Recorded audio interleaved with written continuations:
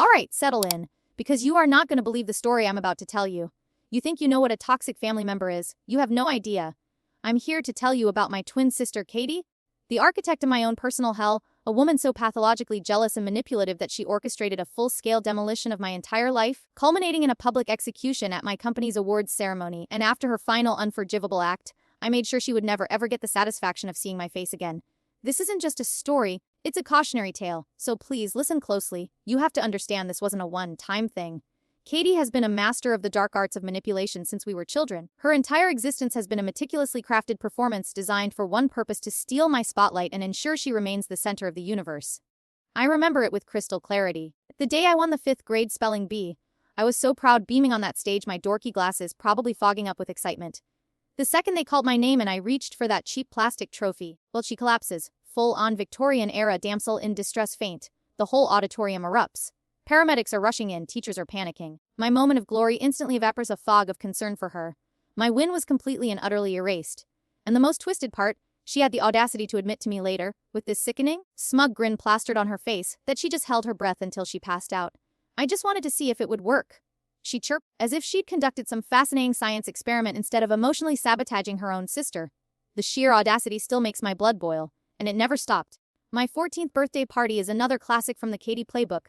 I'm surrounded by my friends, the cake is lit, I'm taking a deep breath to make a wish, and suddenly she lets out this blood-curdling shriek. I think I might be pregnant at 14, without ever having had a period. But she'd done her research, online you see. She faked a panic attack so convincing, with hyperventilating and crocodile tears, that my parents whisked her off to the emergency room, abandoning my party entirely. My friends left confused, the cake sat on the table and cut, a sad monument to another milestone she had successfully hijacked. And did I ever scream at her? Did I ever call her out? How could I? In everyone's eyes, she was the fragile one, the delicate little bird who fainted, had mysterious allergies, and was constantly battling her mental health. I was just the cold, emotionless, overachieving twin who was somehow the source of all her pain, simply by existing and occasionally succeeding at something. My success was her trigger, and her trigger was my prison. It got so bad that I started actively hiding my own achievements. I felt like I had to dim my own light just to keep her from exploding. I got a perfect score on the SATs, a life-changing number, and my plan was to tell absolutely no one. I was going to quietly apply to colleges and hope for the best. Of course, the master sleuth found the letter. She didn't confront me. She didn't scream. She did something far more insidious. That night at dinner, as my parents were asking about my day, she calmly and dramatically announced that she had developed a severe eating disorder.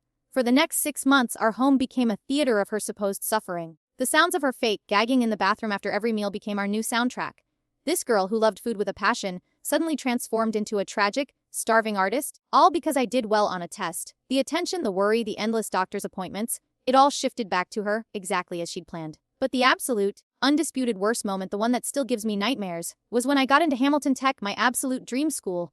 I had learned my lesson. I kept the entire application process a total secret. I even had the acceptance letter mailed to a friend's house. I was so careful. But that little spy, that domestic terrorist, snooped through my laptop and found the acceptance email. That very night, as I was packing to visit my friend and celebrate, she walked into my room, looked me dead in the eye, and swallowed a bottle of pills. "I'm so worthless compared to you," she sobbed, the foam already starting to form at the corner of her mouth as I, in a state of pure terror, dialed 911. Maybe everyone would be better off if I just disappeared. Even in that moment of sheer panic, it knew it was another disgusting, manipulative performance. But seeing her body go limp, her eyes roll back in her head, that image is burned into my memory forever. So, what did I do? I did exactly what she wanted. I gave up my dream, my escape, my future, to stay home and support her through her recovery. And wouldn't you know it, 3 days later, she was miraculously, gloriously cured. She spent my entire gap year, the year I was supposed to be at college, prancing around, telling everyone how suffocated she was by the guilt of ruining my future. She weaponized my sacrifice and wore it as a cloak of victimhood. A year later, I finally crawled my way out of that hellhole and went to college. 4 years in another state felt like a lifetime of freedom. I put her on an information diet, went as low contact as humanly possible. For the first time in my life, I could breathe. I could succeed without bracing for the inevitable self-destruction she would unleash to make it all about her. I graduated with honors, landed a fantastic job at a tech startup, and I worked my tail off. 3 years of grinding, of late nights and early mornings, and it all paid off. I was being honored at our annual company awards for leading a project that had saved our company millions of dollars. In a moment of weakness, a moment of foolish hope that maybe, just maybe, she had grown up. I mentioned it to her on a rare phone call. Her response was immediate and enthusiastic. "Oh, I'm so proud of you. I have to fly out. I want to be there to support you." That should have been my first red flag. Coming from her mouth is just a synonym for sabotage. I should have known better. The ceremony was a huge deal. A fancy hotel ballroom, my colleagues, top executives. Everyone was there. I was on top of the world. Katie arrived early, dressed to the nines, and immediately began her charm offensive. She was magnificent, I'll give her that. She played the part of the proud, adoring sister so flawlessly that even I almost believed it. But after I received my award, holding that heavy glass trophy in my hand, feeling that incredible sense of accomplishment, she made her move. I was introducing her to some friends and my manager, Lisa, when she raised her voice just enough for the surrounding tables to hear. "I'm just so unbelievably proud of my sister," she gushed. "It's amazing to see her up here. I used to have to speak for her at family events because she'd literally hide in the bathroom, crying from social anxiety. Huge step for her." The air went still. My coworker Mark frowned, confused. "Really? She's one of our best and most confident presenters." Katie let out this fake, tinkling laugh, a sound I know better than my own heartbeat. "Oh, she's learned to fake it well, but growing up. I spent my entire childhood cleaning up her social messes." My manager, Lisa, just raised a skeptical eyebrow. "I've never seen any social issues. She handles our biggest." But Katie, the relentless performer, just doubled down. "Well, you don't see what I see behind closed doors." She used to stand in front of a mirror for hours, just practicing how to say hello without stuttering. And in that moment, as she stood there smiling, systematically assassinating my professional character in front of the people who mattered most, something happened. It all became devastatingly clear. This wasn't about insecurity or mental illness. This was about power. She couldn't stand to see me shine, not for 1 second. Unless she was the one holding the spotlight, controlling the narrative, and painting me as a fragile wreck that she had heroically saved. I calmly set down my champagne glass. My hand was steady, but inside it was a voice low inferno. "Katir, my voice, stop lying about me." The entire room fell silent. You could have heard a pin drop. Her perfect, practiced smile just melted off her face, replaced by a flicker of shock. "You have spent your entire life," I continued, feeling years of suppressed rage finally bubbling to the surface, making absolutely sure that you are the only one people notice. "Every single time anything you had to have a crisis to ruin it." She tried to recover, her eyes wide with fake innocence. "You're having a breakdown." "No, Katie." I cut her off. "You had the breakdown. Every single time, like clockwork. The second anything good happened to me, you manufactured a catastrophe. You are not my protective twin. You are the person who taught me that sometimes family is the biggest and most dangerous threat you will ever face." For the first time in her life, the master manipulator had no comeback. She was speechless. She just froze, then turned and walked away. I didn't know it then, but I had just handed her the ammunition she needed to launch her final, all-out war. I stumbled out of that ballroom in a haze, my hands trembling so hard I could barely hold my clutch. Back in the sterile silence of my hotel room, I collapsed onto the bed while my phone buzzed like an angry hornet on the nightstand. 47 notifications. My stomach twisted into a knot of pure dread. LinkedIn, Instagram, texts, it was an avalanche of impending doom. And then I saw the preview that made my blood run cold. Katie had already posted a video. My fingers shook as I opened Instagram. There it was, her tear-streaked face artfully framed filled the screen. The caption read, "When your sister attacks you for trying to share in her joy." The view count was already climbing into the hundreds. Against every instinct, I clicked play. Her soft, broken, perfectly modulated voice filled the room, weaving a masterful tone across the country out of pure love, only to be viciously and publicly humiliated by her cruel, unhinged sister. The camera angle was deliberate, catching the single. The comments were a tidal wave of instant sympathy for her and vitriol for me. "Your sister sounds like a toxic narcissist. Family can be so cruel. Stay strong." People from my actual job were engaging. Mark's wife had left a string of supportive heart emojis. Then a text from Katie popped up, a viper striking through the screen. "You humiliated me. Now I'll show everyone who you really are." It was the exact same line she'd used when we were 12 after I won a science fair she tried to claim I'd stolen. My hands went on autopilot, a cold survival instinct kicking in. I started screenshotting everything, the video, every single comment, her threatening message. Years of her psychological warfare had taught me one critical lesson. Sleep was a joke that night. I just lay there, staring at the ceiling, replaying every humiliating second. By 3 a.m., I gave up and opened my laptop, trying to bury myself in work for a client presentation, anything to silence the screaming in my head.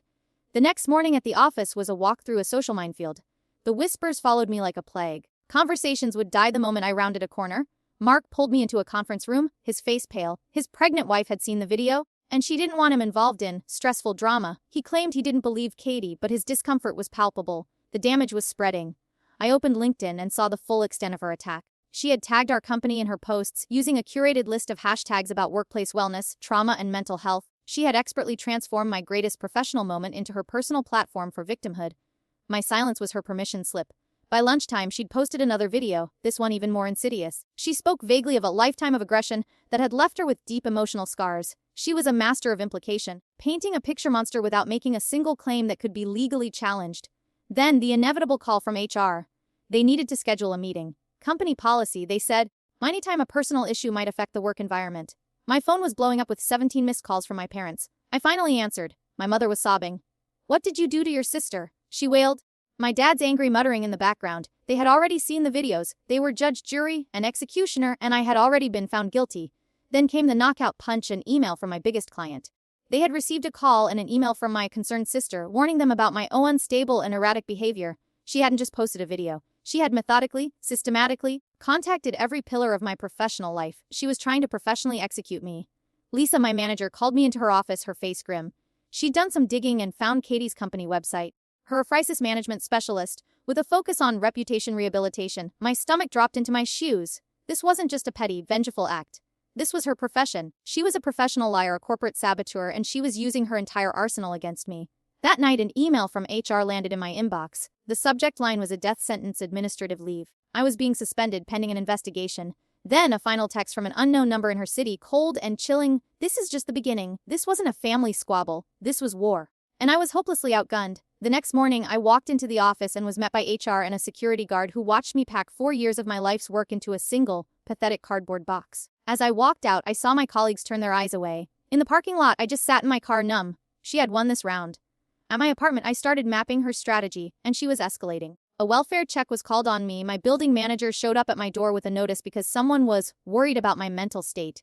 My boyfriend of 2 years, James, the man I could trust with anything, listened to my entire horrifying story, watched her videos, and then had the gall to say, "Maybe you should just apologize to end it." Apology? For what? For succeeding. The next day, Katie posted a sweet, innocent childhood photo of us, with a caption about how mental health struggles can tear families apart. It was shared over 1,000 times. Even after Katie reached out to her, called me with a hesitant tone, asking if I was really okay? The poison was everywhere. Katie then infiltrated the one safe space I had left, my therapy group, sharing a sob story about a violent, unstable sister that was an unmistakable, twisted version of me. She sat across from me, wearing a scarf she had stolen from my closet, dabbing her eyes as she performed for the room. My own parents arrived at my door, their faces etched with disappointment, already completely brainwashed of her manipulative phone calls painting me as a ticking time bomb, and then, the final calculated move, an email from a law firm. Katie had filed for a restraining order, citing the confrontation and claiming ongoing harassment. The petition had been filed the morning after the ceremony, before her first video ever went live. This was premeditated. I drained my savings to hire a lawyer, but it was hopeless. My friends refused to be character witnesses. James grew more distant, and then I found out why Katie had started dating his coworker, a man named Robert, systematically infiltrating every corner of my social life. At the hearing, she was a vision of fragile innocence. Her lawyer painted me as a jealous, bitter monster. Without witnesses, my timeline of her lifelong abuse just sounded like the ravings of a desperate, unstable woman. The judge granted the temporary restraining order. My leave from work became indefinite. My biggest client formally requested a new manager. My reputation was in flames. Then James broke up with me in a sterile coffee shop, unable to make eye contact, telling me his job couldn't handle the drama. He chose his career over me. That night, alone in my apartment, I finally became the person she had always accused me of being. I obsessed. I documented. I saved every post, every comment, created a fake LinkedIn profile to investigate her professional history. I found other women she had destroyed, but they were bound by NDAs and fear. My savings were gone. Then, I ran into her at the grocery store. She followed me, speaking loudly about how worried she was. When I turned to walk away, she dramatically stumbled to the floor and screamed that I had pushed her. A dozen phones were out in an instant. The video went viral. That was the final nail in the coffin. My company officially terminated my employment. My health insurance was gone in 30 days, and who did they hire as my replacement? A polished candidate with a glowing reference from Katie's own company. The final, soul-crushing betrayal came from my mother. She offered to testify for me at the final hearing, but only if I dropped everything, moved back home, and agreed to family therapy. Translation: submit to Katie's narrative, admit I was the problem, and in exchange, she would offer her conditional support. I refused. I would rather go down in flames than live that lie. The Thanksgiving invitation was a trap, but I was broke, about to be evicted, and had nowhere else to go. I went home. Katie arrived like a conquering hero, her new boyfriend on her arm, bearing gifts. She announced at dinner that she had been offered a new position, my exact old position at my former company. Then, during a storm-induced power outage, as we both reached for the pie knife, our hands meeting on the handle in a tense standoff, our father clutched his chest and collapsed. A heart attack. At the hospital, after he was stabilized, the doctor said he needed to avoid stress. My mother made her choice. She put Katie in charge of his medical decisions. She just seems more stable, she said, her words slicing deeper than any knife. That was it. The game was over. I couldn't win. I walked out of that hospital as the sun came up and saw everything with a terrifying clarity. I could keep fighting this unwinnable war and lose everything, or I could surrender and let her monstrous narrative become my permanent reality. Neither was a victory, so I chose something else. I drove back to our childhood home, slipped inside through a window, packed a single bag, left my phone on the bed, and vanished into the cold winter morning. Let her have it. Let her have the family, the career, the image she built on my ashes. Let her spin her tales about her tragic, mysterious sister who disappeared. She had won by turning me into the villain she always needed me to be. But as I drove down that endless road toward a city I didn't know, I realized something. I was finally, some games, the most twisted and cruel, can only be won by refusing to play.